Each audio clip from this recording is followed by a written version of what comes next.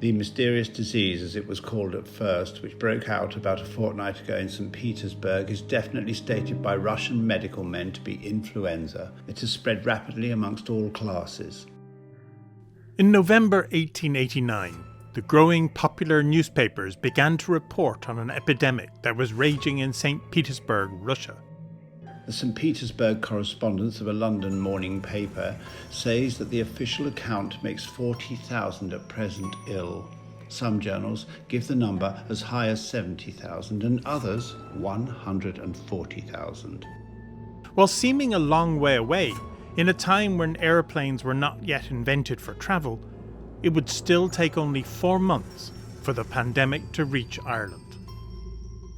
What at any other time most people would cure with a dose of Epsom salts or a bowl of hot gruel when going to bed, they now run to doctors looking for medicine to cure them of influenza.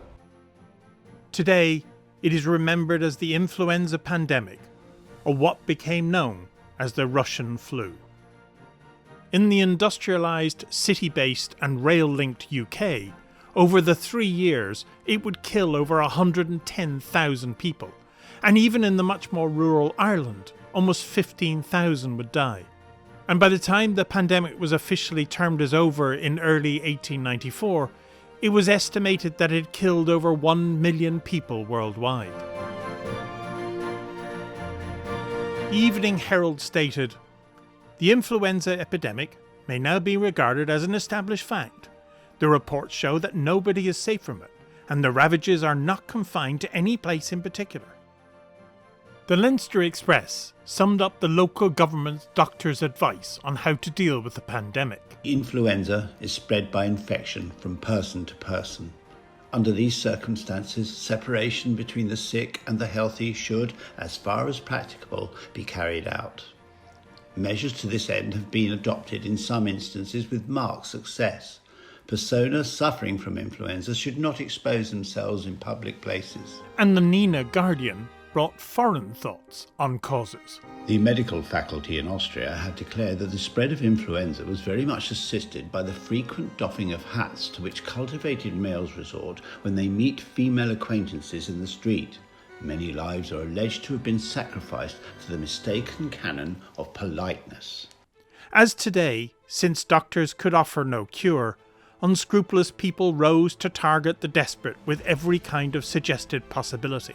With the newspapers on the rise and needing income, every crazy suggestion was given space, if they paid. Bovril or castor oil was suggested as a treatment, and a wide range of pills and powders. Russian influenza. Only efficient preventative and curative against this prostrating epidemic is Soden mineral pastilles. Just as today, where small numbers of people think new technology like 5G is causing COVID-19, back in 1890, the European edition of the New York Herald ran an item suggesting that electric light was somehow responsible for the outbreak.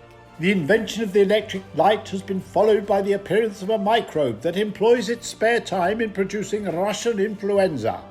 The disease has raged chiefly in towns where electric light is in common use. Another echo of today was in 1890 a number of doctors offered an antimalarial drug called quinine as a possible cure. In 2020, Donald Trump openly advocated an antimalarial drug called hydroxychloroquine. I'm taking it, hydroxychloroquine. Right now, yeah. And both drugs, unfortunately, seem to have failed all tests as either prevention or cure.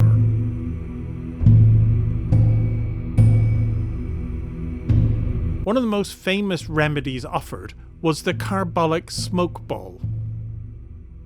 And if the product failed, the company promised to pay its customers £100.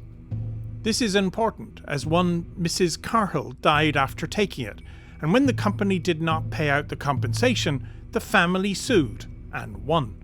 And the case of Carville versus the smoke ball company is still legal precedent on breach of contract today. Why is 1890 pandemic of any interest?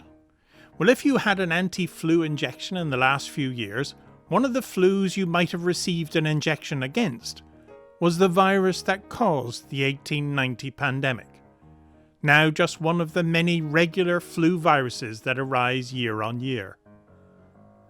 In 2015, medical work on the DNA of viruses indicated that the Russian flu was probably one of the first coronaviruses of the modern age.